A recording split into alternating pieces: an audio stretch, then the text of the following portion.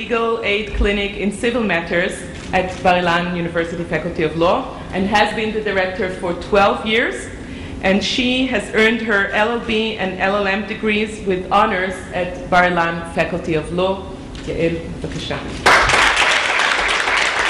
I'm very happy and even excited to be here and talk about clinical education, especially because 12 years ago, when I took this job as a clinical teacher, there were no clinics here, no concept of clinics. I was alone professionally, with no one to share my feelings or to consult with. So I simply started working by doing the connections between the students, clients, and myself, trying at the same time to be attentive to the students' needs and to listen to the sound of silence. Time passed, and clinics were founded in every law school. And in Bar-Ilan alone, we are proud to have 7 clinics now. Although it's a great improvement, still we don't have a formal normative framework that defines the objectives of clinical education in Israel. So we refer to the 301A standard of the ABA standards in the United States that defines the objectives of law school and talks about teaching professional skills and values. The academic writing follows the guidelines of this standard and tries to develop ways of teaching the future lawyers how to practice responsibly and effectively by reflecting ethics dilemmas and by explaining the normative justification to our professional commitment to social justice and public interest. But in spite of the fact that clinical education became an integral part of law studies, and despite the expanded and central place that was given to ethics in all the clinical programs, still and in contradiction to that process, we witness a permanent decline in the moral behavior of lawyers. That the most explicit expression to that crisis of values is that this year was titled as the culture of debate year by the bar. So as clinical teachers who have the closest personal relations with the students, we should ask ourselves what kind of contribution we can make in order to change this bad situation. I would like to suggest my personal point of view that relies on what I have learned from my students along years of experience. I think we should move the emphasis from the professional skills and values to personal skills and values, and to teach not only ethics of behavior, but also ethics of values. Teaching ethics of behavior is relatively easy because it focuses certain rules that has an external expression, easy to see and easy to judge. But the big advantage of this approach is also the big disadvantage of it, because it stays external, superficial, and shallow, and that's why it doesn't make the work for the long run. Only by teaching personal values, we can make them an inherent part of our students' personality, a part that makes the difference. We have to remember that we deal with a new generation that rules don't talk to him anymore. It's a generation that has to live its life from inside, to feel, to embrace, to hug, and to live it both spiritually and emotionally. Moreover, we are getting there anyhow by discussing the cases and the ethic dilemmas. So in order to complete the work, why won't we do the final step and get to the bottom of the things and try to amend not only the symptoms but the source?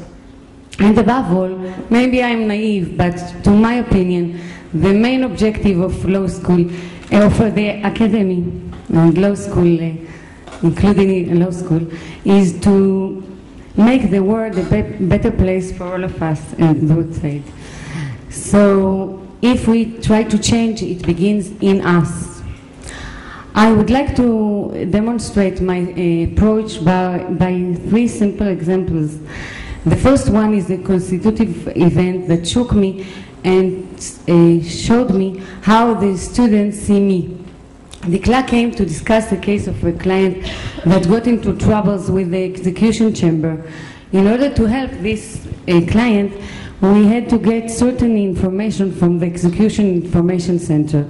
So the class picked up a phone and started dialing. I stopped her and asked her, "What number are you dialing?" "To the execution information center," she answered. But they answer only if you are one of the parties or one of the lawyers that was registered as the representing lawyer. So she said she was going to say that she is the client. So I asked her, why? Because it's very urgent and it's a very effective way and nobody will be harmed. "Oh, you are right in the short term, but what about you? What about your honesty? Don't you want to get used to achieve things only according to your ethical rules? If you round the corner once, you may discover how easy to repeat it." The class put down the phone and drafted an explaining letter, and she sent it via fax to the execution chamber and got the information. I didn't remember this conversation at all. But when schooling was over, the class sent me a very touching letter. She wrote that she learned many things in the clinic, but the most important thing was this conversation that showed her how ethical and moral she would like to be, like me. And she added, that she is packing a suitcase for life. And she strongly knows that the most significant thing is inside there, her honesty and integrity with no compromises or reductions. That made it very clear. We are inevitably role models to our students. So we have to be very careful with our behavior, especially in areas of justice, morals, and ethical. Because everything we do is seen and might be imitated by the students. And our credibility is high, and our example can be absolutely critical. Now we get to Itamar. Itamar sent to my approval a claim he is drafted. By reading the claim, I learned that the lawyer of the defendant sent us a response, and we ignored it. So I wrote an email to Itamar and said him that I'm not angry, but we were supposed to discuss how would we like to answer this lawyer. Now there is no ethical rule to apply here, but my personal ethics said that I would rather send an answer to the lawyer and not answer him via court. And as I would expect others to behave to me. And I invited Itamar to think what his personal ethics says. Itamar replied that he thinks I am right, and that and he thanks me for opening his eyes to a blind point that he wasn't aware of. And added, "I wish I will know how to be professional and ethical as you are, and I think the most important lessons I learned in the clinic are such things." Now we get to Meir.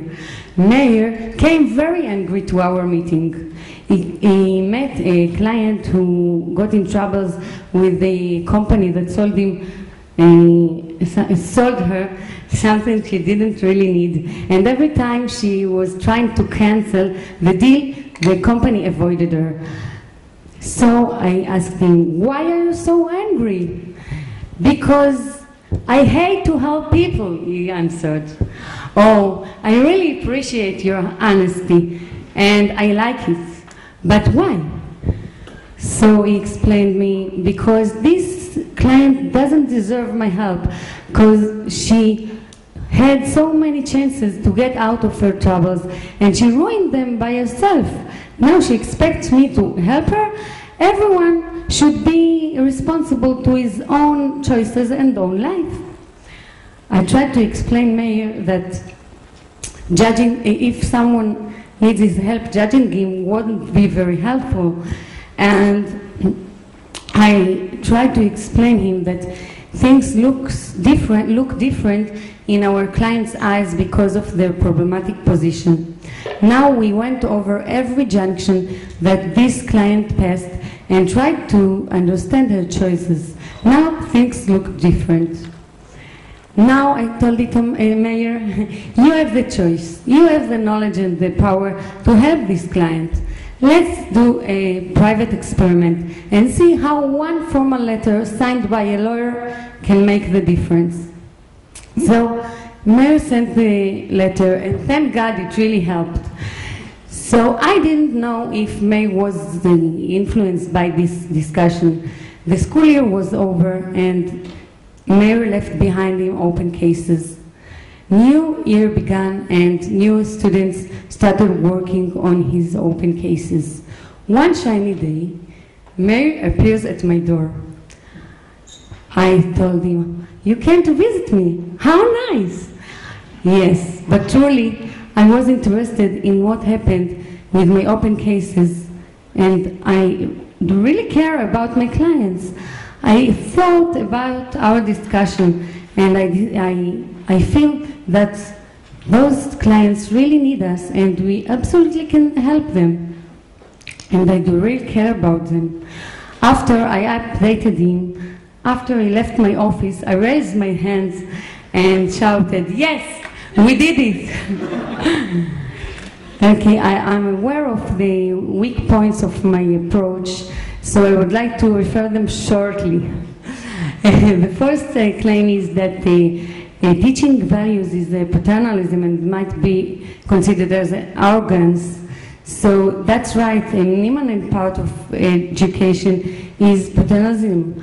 So that's why we have to be very careful and not a dictator to decide, but to make the students reflect and open their eyes, not more than that. And the second claim is, the second question is, do we fit this job? That really bothers me because maybe not. But, as I said, we are inevitably role models to our students, so we'd better be aware of it and make all the efforts to fit the job. We can be a part of the process with our students. That's an endless and a permanent job. And the last one is, isn't it too late to change people?